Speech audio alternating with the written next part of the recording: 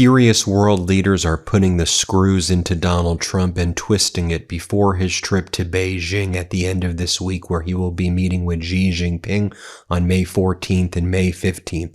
World leaders want to show just how weak Donald Trump has made the United States in advance of this meeting with Xi Jinping. We've heard from a prince in Saudi Arabia. We've heard from President Zelensky. We've heard from members of NATO who no longer want to even hold meetings with Donald Trump anymore and push future NATO meetings until the end of Donald Trump's term. We've heard from other world leaders as well, and we've heard from Netanyahu right now, who's trying to pressure Donald Trump to invade Iran yet again and reopen hostilities before Donald Trump takes this trip to China. I want to share with you what's going on right now in this dynamic to show how weak Donald Trump is before he arrives in China. And then, of course, there is the perspective of Beijing neutering Donald Trump before he arrives there at the end of this week. Of course, we saw Wang Yi, the foreign minister of China, meet with the foreign minister of Iran, Araghchi, last week. And not only did the Chinese greet the Iranian foreign minister with a warm welcome, frankly, they treated Iran like a conquering hero, and China put out statements strongly condemning the United States and Israel for invading Iran, and China made it clear that it was supporting Iran and Iran was a close friend. The statements from Iran where we appreciate China's support of all of our endeavors politically, socially, economically, and in matters of war and peace, yet Donald Trump's going to be showing up in China looking so utterly weak and pathetic as Xi Jinping has been helping Iran. So why don't we start with Saudi Arabia? We know previously Saudi Arabia would not let the United States use its airspace and air base after Trump launched Project Freedom. And then apparently Donald Trump's like, all right, I'll try to hit Kharg Island once, and then could we maybe use the airspace and the air base again? And at least the public narrative is that Iran will let Donald Trump use the air base there in Riyadh. But what was just published this past weekend was an op-ed from Prince Turki Al Faisal, who's the son of King Faisal, who ran the Saudi Arabian intelligence agency for over 2 decades. Other than MBS, you don't get any more senior person than Prince Turki Al Faisal. And he wrote for Arab News an op-ed called "This is How Crown Prince Mohammed bin Salman Succeeded."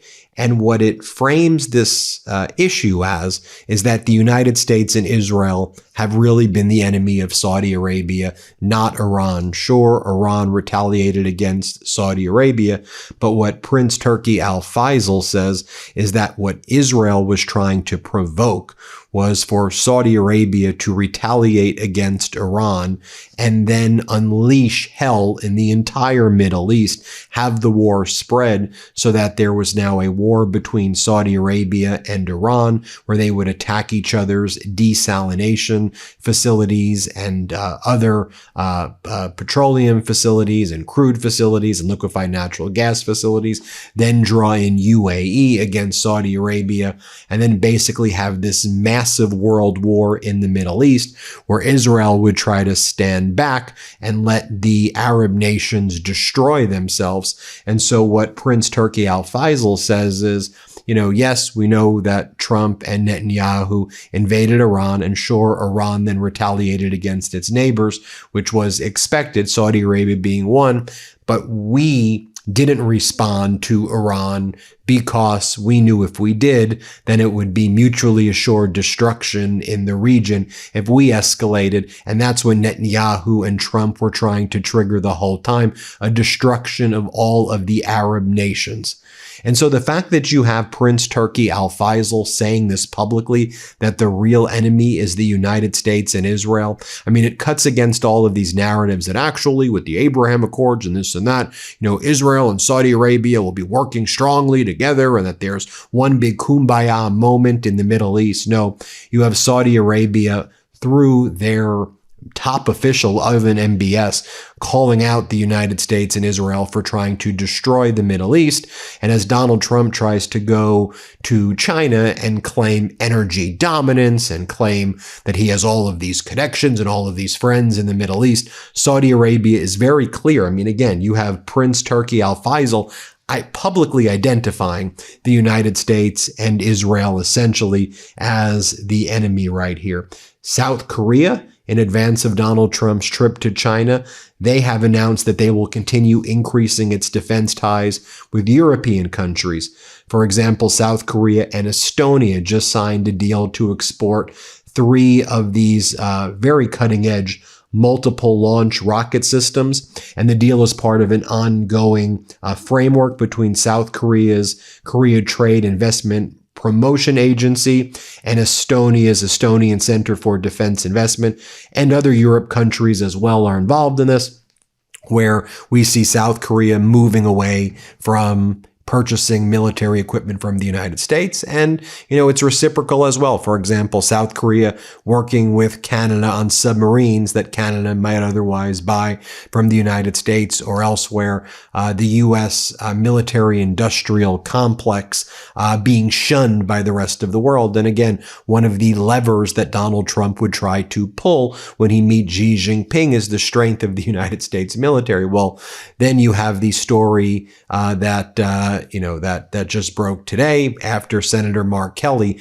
further made it clear on the morning shows that the U.S. has basically run out of all of its munitions. Like, for a $1 trillion military budget we had last year, the munition situation in the U.S. is far worse than anybody has even discussed so far. And that's one of the things that Senator Mark Kelly, a decorated veteran, says. And also, as China prepares to meet with Donald Trump, one of the things they know is that they control the rare earths. They control the rare earth minerals. So Donald Trump, remember, tried to tariff the world. He tried to impose 140% tariffs on China, and he tried to impose his will. Then China said, okay, we're going to not give you the rare earths. The stock market crashed. Donald Trump tapped out. China won the trade war against the U.S. But these rare earths, they are component parts in the munitions that Donald Trump expended in his catastrophic war in Iran with Netanyahu. So if we want to rebuild our munitions, we're 100% entirely dependent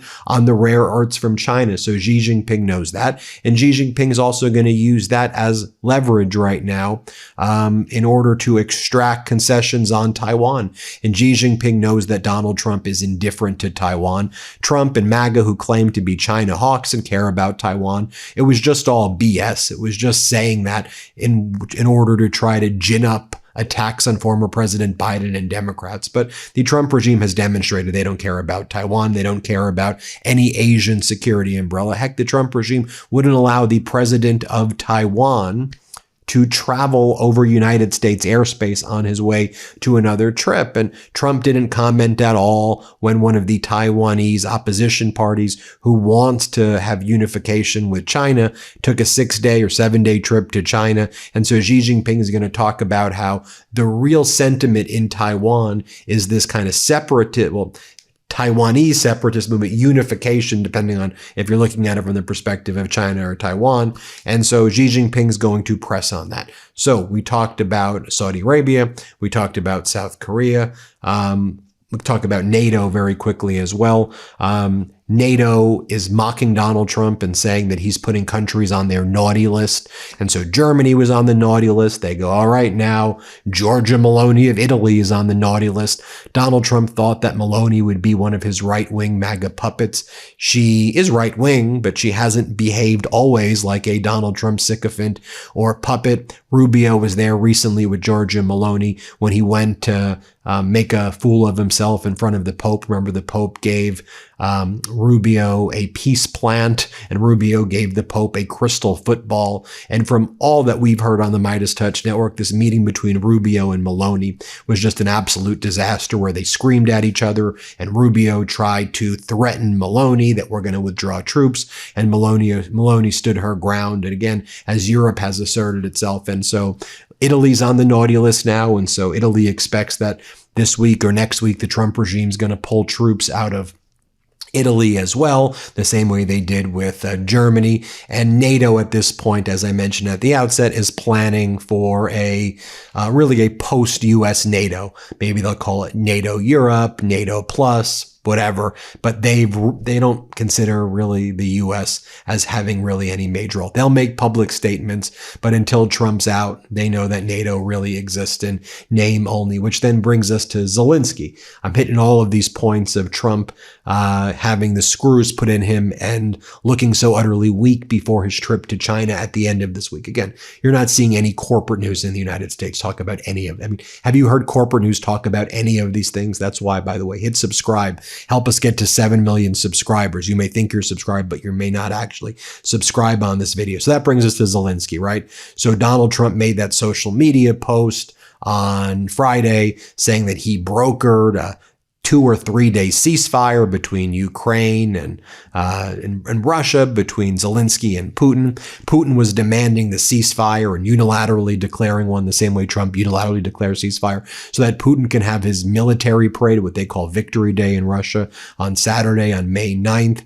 By the way, the Russians didn't have any tanks or any of their other kind of weapons that they usually have because they were afraid of Ukrainian drones. Ukraine has now taken, with the study of war and all of these groups that analyze the Russia invasion of Ukraine, Ukraine's counteroffensive has allowed Ukraine to take the initiative right now, and Ukraine's going on the offense right now, and Russia is being pushed back right now. And so Ukraine's actually winning. I mean, they were winning before in the sense that Russia said they were going to take over Ukraine in 3 days, and then Russia was basically making very incremental gains and losing 35 to 40,000 soldiers every single month. But now Ukraine's affirmatively actually on a one-to-one basis, winning the war and now conquering territory and taking over land. I mean, its own territory. Let me be very clear. That was stolen from it. But Ukraine is making major gains now going on offense because it has all this incredible technology, these drone interceptors, the drone technology itself, the unmanned vessels, which, by the way, Trump rejected and go, I don't want help from Zelensky. We don't want help from him. Why would we want that? We're working on our relationship with Russia. We're removing all of the sanctions from Russia. So anyway, Putin wanted this ceasefire. Trump tried to help Putin and get this ceasefire on so-called Victory Day. Putin pressed for it, had Donald Trump basically call Zelensky. Zelensky agreed under the condition, and Trump said what would take place is that there would be a prisoner swap, 1,000 Russian prisoners for 1,000 Ukrainian prisoners, and that the ceasefire would relate only to Red Square. So Zelensky posted that he was agreeing with the ceasefire, provided there was a prisoner exchange, 1,000 Ukrainians for 1,000 Russians. And Zelensky said, okay, we won't attack Red Square with our drones, which is what Putin was absolutely terrified of. But the thing is, now Russia is refusing to return the prisoners and actually do the deal that Trump claims he got. So Zelensky's calling Donald Trump out as a terrible deal maker. Here's what Zelensky posted.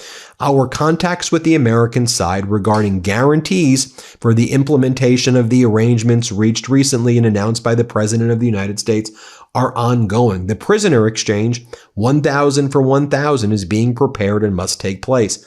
The Americans assumed responsibility for these guarantees. Ukraine's coordination headquarters has handed over the lists for 1,000 prisoners of war to the Russian side. There was an American mediation in reaching this arrangement on the exchange, and accordingly, we expect the American side to play an active role in ensuring it's fulfilled.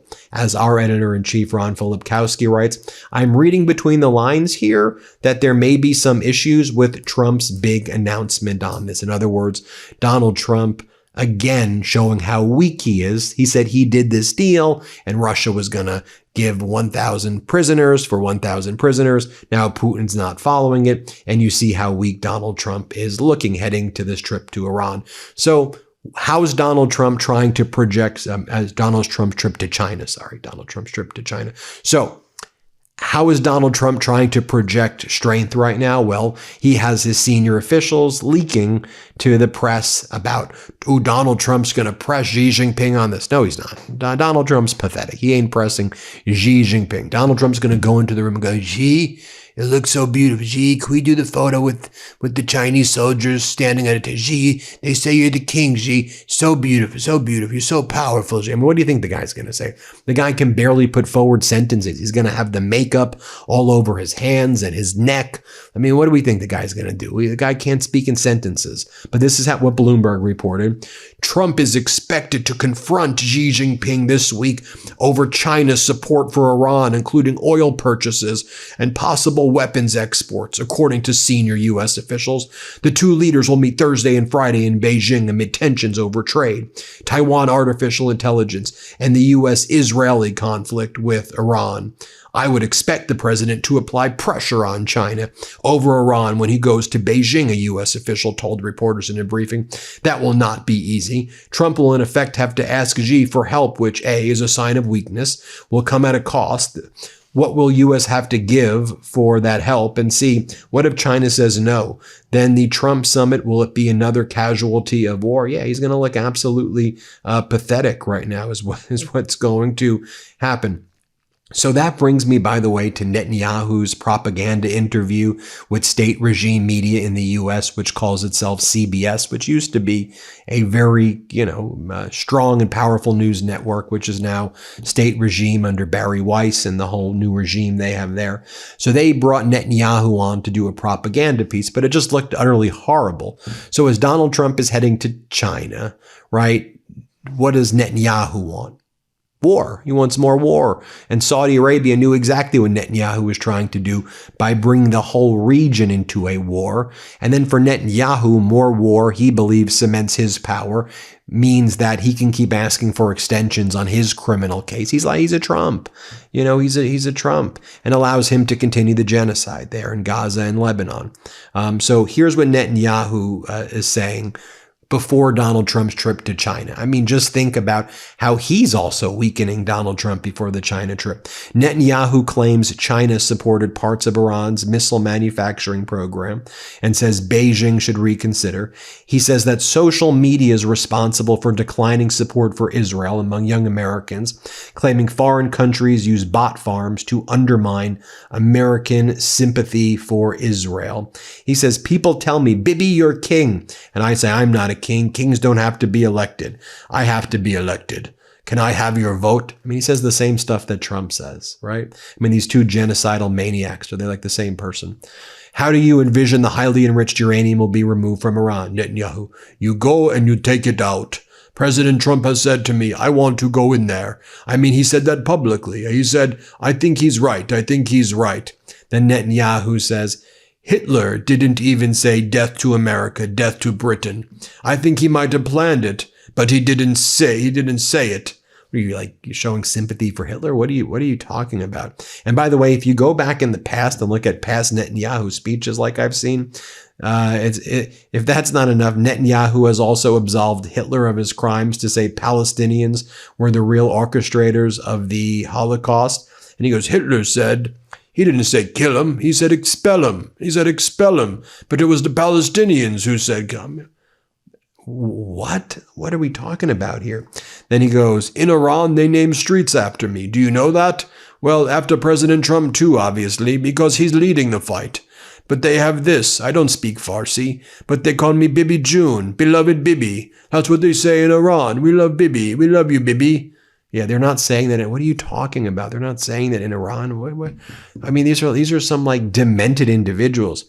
While we were fighting the physical military battle on 7 Battlefield 7 Front War, we were completely exposed on the 8th Front, the media war. Really, social media war. We have to find ways to fight the battle for the hearts and minds of young Americans on social media. We have a problem, I recognize it. We have to get our act together.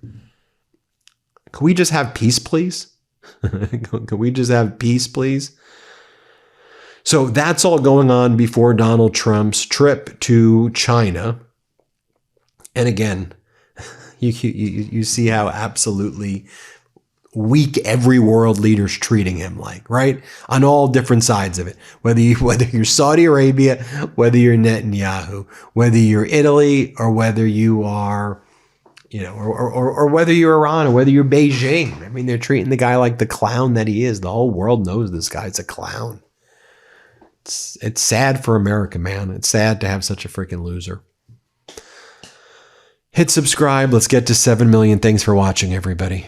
Want to stay plugged in? Become a subscriber to our Substack at MeidasPlus.com. You'll get daily recaps from Ron Filipkowski, ad-free episodes of our podcast, and more exclusive content only available at MeidasPlus.com.